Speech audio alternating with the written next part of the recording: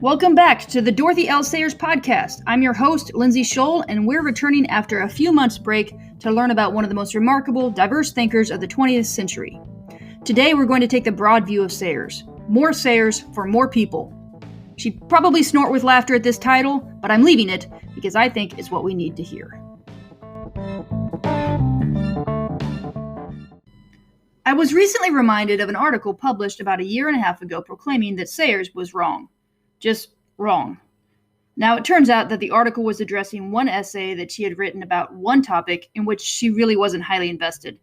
And it's possible she may have been off a little bit. The article did have some good points, but it got me thinking about the many ways in which she was right. In truly remarkable ways that we should imitate if we only knew about them. So today we're going to talk about the value of her work and life as a whole. And I think if we had a good understanding of these things, we would be holding her up as more than just a good writer. So, we've got 5 reasons here why there should be more Sayers for more people.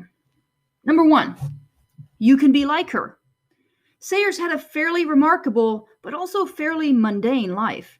Her books were read in England and America for 3 decades and translated on continental Europe, but at the height of her career, she was at home, taking care of a husband who had PTSD, keeping a pig to help feed the household. This is post-war Britain, after all. And begging off late engagements because she had to get home and cook dinner. As much as she proclaimed that the work of a person was paramount, she often had to squeeze it in between other duties. You probably already have a life like Sayers. There are things you really want to do and feel called to do, but you're fitting them around driving, washing, cleaning, responding to emails, straightening out insurance, whatever those daily challenges are for you. You should take this as an encouragement that Sayers, like so many other writers, was dealing with daily realities while wrestling with lasting ideas. I think this actually gives her an understanding of the people that she's creating or studying. When you encounter her treatment of Dante, for example, we talked about that a little bit last season, but she deals with him kind of like a real person, as in he had a sense of humor and he tried to convey that. And yes, he was prideful, but yes, he was humble and so on and so forth. Now, she gets a lot of this from Charles Williams' treatment of Dante, but I think also her own personality and her own way of dealing with life. She really did see people that way, even great literary figures such as Dante. I want to read to you an excerpt from a letter written in 1948 to one of her old school colleagues living in Africa. This has nothing to do with Dante. I'm not talking about Dante today. He creeps in sometimes, but, this is not a Dante talk.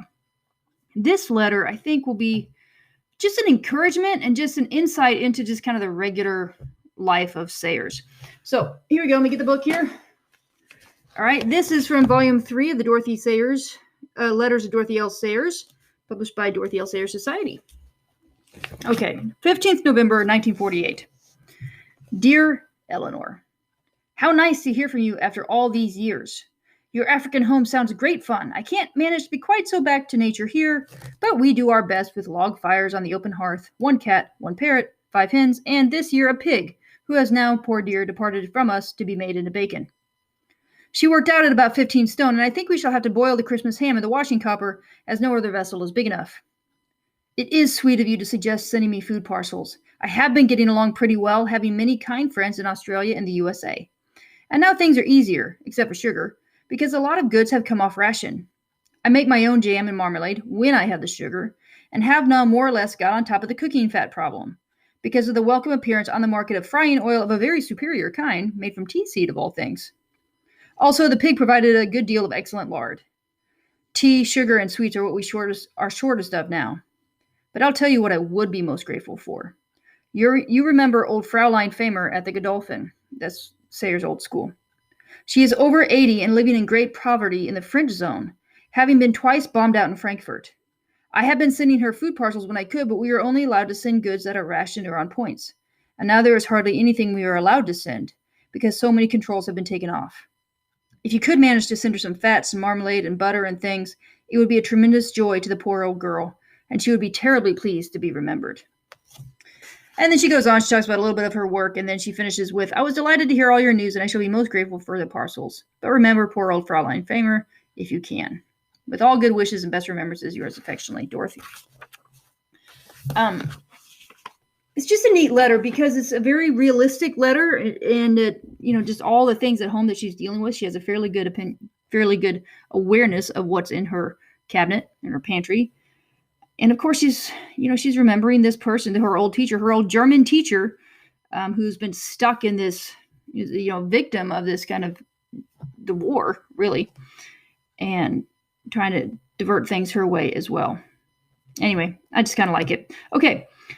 So, by the way, the letter in that volume is sandwiched between a letter to a bishop who had thanked her for giving a lecture on Dante, and then a letter to E.V. Rue, the founder and editor of Penguin Classics. So there, in the midst of her great calling, is this little letter to a friend, and there are several letters like that. Another biographical note. So this reason is you can be like her.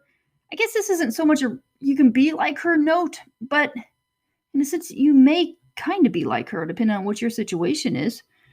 She had one major scandal in her life, but that was early, and she did what she could to make it right. You may have already heard about this, but she had a relationship with a guy named John Kurnos that went pretty sour. I think it was in her 20s, and she rebounded with a guy named Bill White, I think, and he, they had a baby, and but White was already married, actually, and he wanted nothing to do with the child. And Sayers was just starting on her career, and she delivered the baby. She ended up giving the child over into the care of her cousin, who had a charming little home for children. And that's where young Anthony Fleming, her son, was raised. Her parents never knew about their grandchild.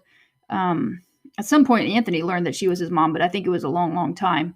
And she did, however, visit him in the guise of somebody who just really cared about her, who took an interest in one of Ivy's, her cousin's, charges. And so she did what she could to send him money and to give him advice and so on and so forth. And that was what it is. Then she later on married. The husband officially adopted, Mac Atherton Fleming officially adopted Anthony, but Anthony never came to live with them or anything like that. Anyway, I don't want to get into the weeds of that, but I do want to say that people make mistakes, and sometimes mistakes disqualify you, as Paul says, for the calling. Sometimes with repentance, you can make it right. And Sayers had that in her life. Okay, this does lead us to the next point. She didn't want to be a role model. In one of my Roman Minute videos, I talk about nolo episcopari, which means I don't want to be the bishop in Latin. Often the best people in a role don't want the responsibility that they're requested to take. And the title nolo episcopari comes from these bishops in the usually 3rd and 4th century, who, being a bishop was pretty stressful then at times. And sometimes they would literally hide to avoid the task. And Ambrose wasn't even a Christian when they appointed him to be bishop. So he really didn't want to be bishop, but they kind of forced him into it, and it turned out okay. Anyway, it is a cruel twist of fate that people who are often qualified for leadership are the exact same people who really don't want it. Now, Sayers never laid claim to the title Christian apologist, although she often did defend Christianity later on in her life, especially. She spent much of her time actually turning down requests for her to speak on this or that subject. She didn't mind writing about Christianity because she wanted to write about what she was called to. But she did, if you really start looking at the number of her lectures and everything, she talked on quite a few issues. In fact, on episode 1 of this podcast, I talk a little bit about her discussions with C.S. Lewis on this very matter, the responsibilities of a Christian writer to respond to requests, to speak up about certain things, and whether or not that was her calling or not. A great example of Sayers, kind of go back to the point she didn't want to be a role model, a great example of Sayers not wanting to be in the spotlight is her treatment of the creeds of the Christian church. It's one of the great exasperations of her life that when she wrote about Christianity, those pieces were often represented as her view of Christianity. In her preference, it is her preference, but in her preface to Mind of the Maker, which is perhaps her most theological book, after a discussion of the doctrine of Trinity, she reminds us that, quote, "This, I repeat, is a Christian affirmation. It is not my invention, and its truth or falsehood cannot be affected by any opinions of mine." End quote. Now, her book does contain a unique argument, but it's not about the Trinity. And even that argument is a commentary on an established doctrine, not, as she says, quote, an expression of personal religious belief. End quote. That's all well and good, you say, but everyone wants to hide their opinions in some sort of fact or argument, don't they? I mean, I'm just saying it's not my opinion, it's fact. I mean, sometimes they're hard to discern. Maybe it all comes down to their opinion. Maybe Sayers is just slipping herself into the spotlight in a different way by saying, oh, look, those are the creeds. I'm talking about the creeds. Well, I mean, that could be. But Sayers does affirm repeatedly that the mind of the maker is, quote, just the same old arguments founded on the same old dogmas. And she repeatedly refers inquirers to another book by another author published on Christian doctrine. So when she gets letters about the mind of the maker, she says, hey, you really should read so-and-so's book, Christian Doctrine. Don't take my word for it, take his word. And indeed, the mind of the maker itself is not original in that the theologians of her era, let me try that one more time, particularly Catholic and Greek Orthodox, affirmed that it was in keeping with proper church teaching. Several of her letters indicate how relieved she was to hear this, that she wasn't doing any new theology.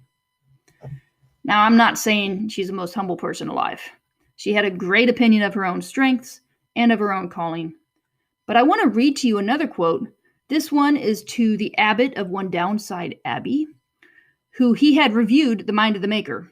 And this quote is from Volume 2, from her letters. And Volume 2 is published by St. Martin's Press.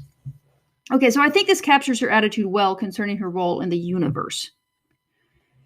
In particular, too, I want to thank you for your resolute support in refusing to regard the book as a personal angle on God. I am weary of this evil, adulterous generation with this monstrous deification of insignificant personalities. If a thing is not true in itself, the fact that I say it will not make it any truer. Nor is it any addition to God that a popular, and for Sayers that meant like kind of low, kind of common, novelist should be so obliging as to approve of him. Okay. Reason number 3 why there should be more Sayers for more people. She wore dresses and she wore trousers. Now, this is probably not too dramatic, but in her day, almost every woman wore dresses, especially in public. So why did she wear trousers? Was she a rebel? Well, I don't think she identified with being a rebel. She wore trousers for the simple reason that they were comfortable. And as she points out, she happened to have 2 legs. But there's also this lovely photograph of her when she's older, and she's got on this floral dress, fancy hat, and a broad smile. So she kind of did both. A subpoint of reason 3 is obviously she was a woman. Now, that's not necessarily a reason why more people should read more Sayers. I put this as a subpoint because she didn't want to be known primarily as a woman. She found it intolerable that everything a woman did was to be seen through the filter of her sex. Like, I'm a feminine dentist or something. She wanted to be known for her work. But if you're looking for women role models, she's a good one, because she was a wife and, in her way, a mother who accepted these roles alongside her role as a writer, speaker, friend, and so on and so forth. Reason number 4, more Sayers for more people. There's something for everybody. Okay, so this actually is not entirely true, but she's for a lot more people than are reading her. Every Christian interested in C.S. Lewis should also be reading Sayers. Let me say that again. I really think that every Christian interested in C.S. Lewis should also be reading Sayers. Like Lewis, Sayers wrote fiction and popular theology. In fact, as the author of this great book that I just finished, it's called Dorothy and Jack, The Transforming Friendship of Dorothy L. Sayers and C.S. Lewis by Gina D'Alfonso. Baker Books, published 2020. Anyway, as D'Alfonso points out, Sayers and Lewis, now we know that they wrote back and forth, that they were friends, right? I mean, there's a whole book about it now. They were kind of lonely in their own little world of trained academics. Okay, it was a super small world.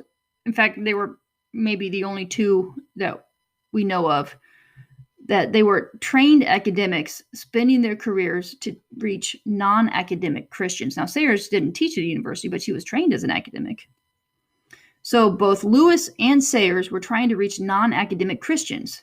And that kind of put them, especially Lewis, that put him in kind of a rough position where he was in Oxford. In some ways, Sayers is a great counter to Lewis, not because she disagreed with him, although on occasion she did, but because she was his peer on so many levels and could challenge him in ways that we, as inheritors of his work, as people who have been shaped by his work, we really can't. Not without sounding shrill or something. I would highly recommend this book, by the way, Dorothy and Jack. It's not, oh gosh, it's 170 pages or so. Very accessible, well written, well documented. If you like Lewis, if you like Sayers, I would get this book. A subpoint here, and this relates back to point one, like you may already be like Sayers, or you can be right like her, or maybe you should try to be like her in certain ways. As I read D'Alfonso's book, I thought to myself, Lewis, like Sayers, is okay. This is a weird adjective, but we're going to go with it. He's thick.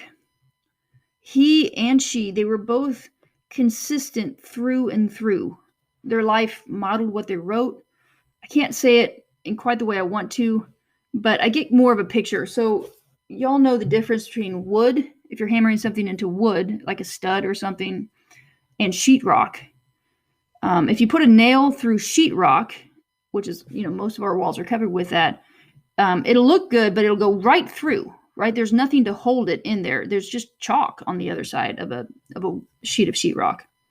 It'll hold up the nail, but it won't hold up, the nail won't hold any pressure. Like you can just take the nail right back out again. If you put a frame in there, it's going to slip right off.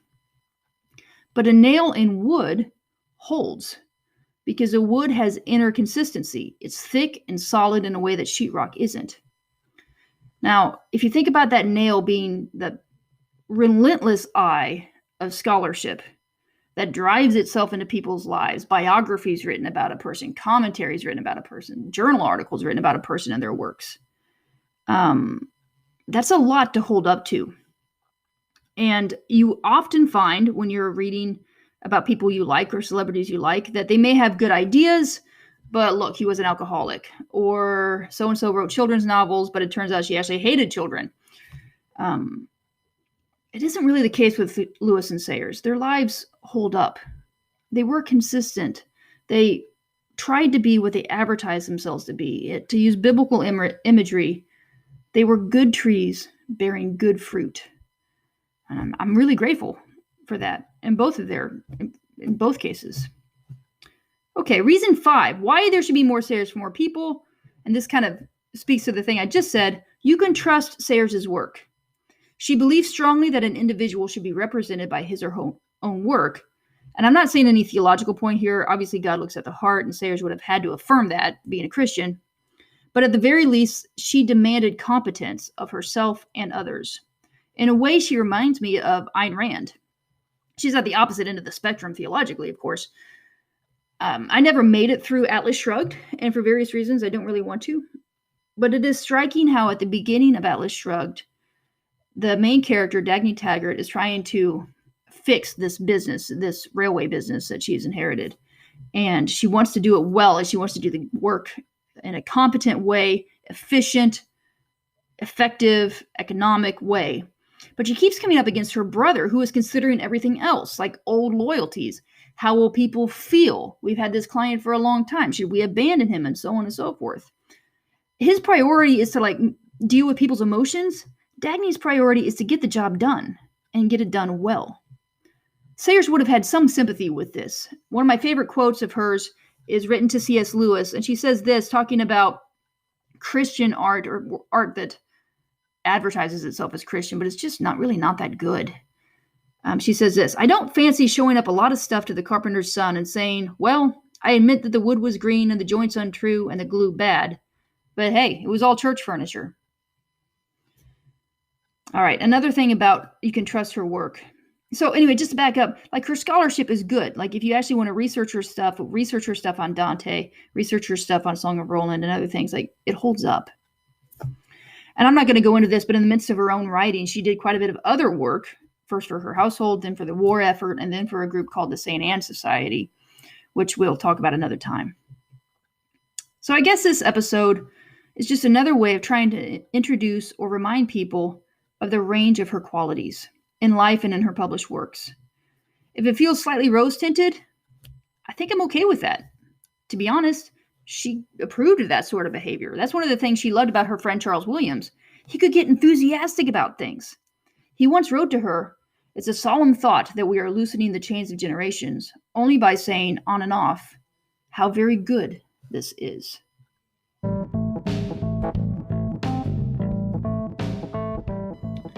Thank you for joining me as we begin our second season of the Dorothy L. Sayers podcast.